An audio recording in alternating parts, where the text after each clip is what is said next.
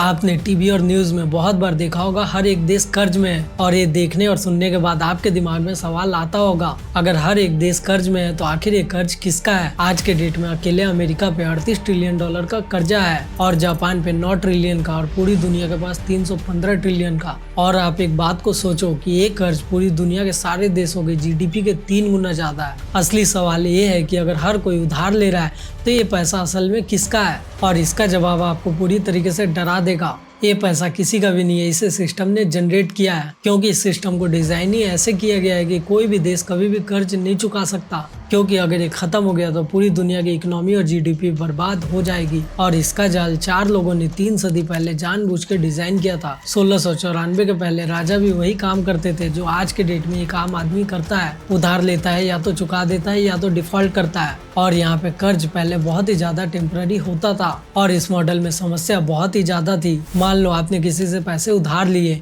और आपने जितने पैसे लिए उसे सेम पैसे वापस कर दिए, लेकिन उसके बाद आपको तुरंत कुछ बड़ा काम स्टार्ट करना है, तो जाहिर सी बात है उस टाइम में आपके पास पैसे नहीं होंगे और इससे आपका प्रोग्रेस और डेवलपमेंट पूरी तरीके से रुक जाएगा। और ये उस टाइम में उस दुनिया के लिए सबसे बड़ी एक समस्या थी। फिर आया एक आदमी जिसने इस समस्या का समाधान खोज लिया और उस आदमी का नाम था विलियम पीटरसन। जब इंग्लैंड और फ्रांस में जंग हो रहा था उस टाइम सरकारी खजाना खाली था और कोई भी राजा को उधार देने के लिए तैयार नहीं था। और उसी टाइम में पीटरसन को एक खतरनाक आइडिया आया। उसने दुनिया के सामने एक प्रपोजल रखा कि तुम सरकार को पैसा दो लेकिन मूल रकम कभी वापस मत मांगो, सिर्फ ब्याज लो, वो भी हमेशा के लिए। और इसी आइडिया से बैंक ऑफ इंग्लैंड की शुरुआत हुई। सरकार टैक्स से ब्याज दे देती थी, राजा आए या जाए ब्याज चलता रहेगा। और यही वो पहला टाइम था जब नेशनल कर्ज परमानेंट बन गया। लेकिन पीटरसन यहीं पे नहीं रुका, उसने बैंक ऑफ इंग्लैंड को एक अधिकार दिला दिया और वो अधिकार था सरकार को कर्ज देने के बदले नोट छापने का। और इसका मतलब ये था कि सरकार को कर्ज देने का मतलब पैसा है, जितना ज्यादा कर्ज उतना ज्यादा पैसा। और इस कर्ज को कभी खत्म नहीं करना था बल्कि सालों साल चलाना था।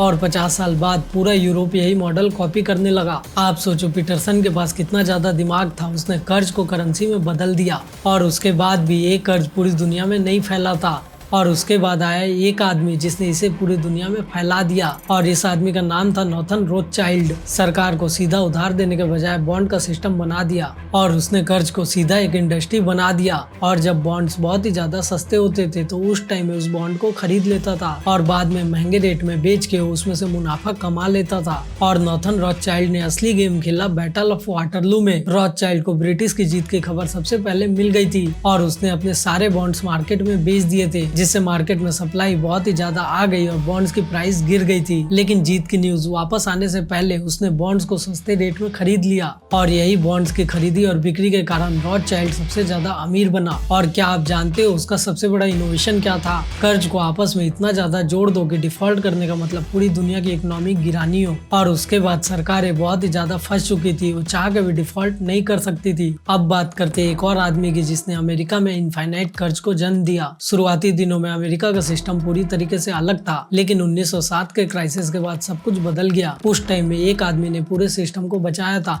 और उस आदमी का नाम था जेपी मॉर्गन। मॉर्गन ने तय किया था कि अब एक परमानेंट सेंट्रल बैंक चाहिए।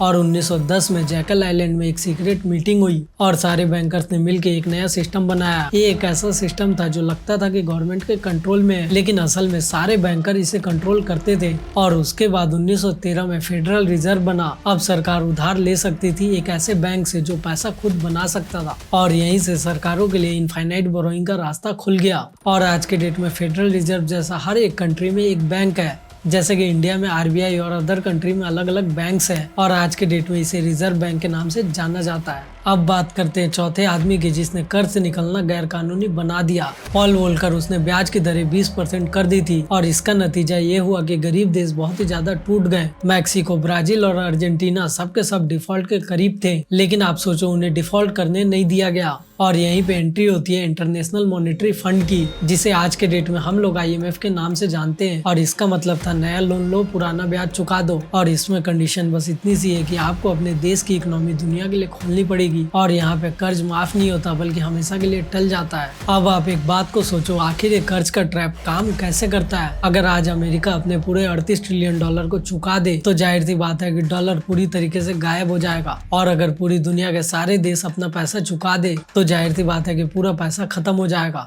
आज के डेट में कर्ज सिस्टम का हिस्सा है। कर्ज को खत्म करना मतलब सिस्टम को खत्म करना है। और क्या आप जानते हो आज के डेट में असल फायदा किसको मिलता है? इंस्टीट्यूशन, असेट मैनेजमेंट और बॉन्ड के होल्डर को हर साल टैक्स पेयर से ब्याज के नाम पे ट्रिलियंस ऊपर जाते हैं। और ये कोई साजिश नहीं बल्कि एक इतिहास है जिसे 4 लोगों ने 3 सदियों पहले बनाया था। एक सिस्टम पीटरसन ने कर्ज को परमानेंट किया और उसके बाद रॉथस्चाइल्ड ने इसे ग्लोबल लेवल पे लेके गए और जेपी मॉर्गन ने इसे इनफाइनाइट बना दिया और वोल्कर ने कर्ज पटाने का मतलब गैर कानूनी कर दिया। 38 ट्रिलियन कोई गलती नहीं बल्कि एक सिस्टम का मकसद था। कर्ज प्रॉब्लम नहीं बल्कि एक फाउंडेशन है। अगर किसी देश की इकोनॉमी बहुत ही ज्यादा डेवलप करना है तो जाहिर सी बात है उसको पैसे चाहिए और पैसे आएंगे कर्ज से, इसीलिए कर्ज दुनिया पे बना रहेगा। आपकी इस टॉपिक के ऊपर क्या राय है आप कमेंट में जरूर बताएं।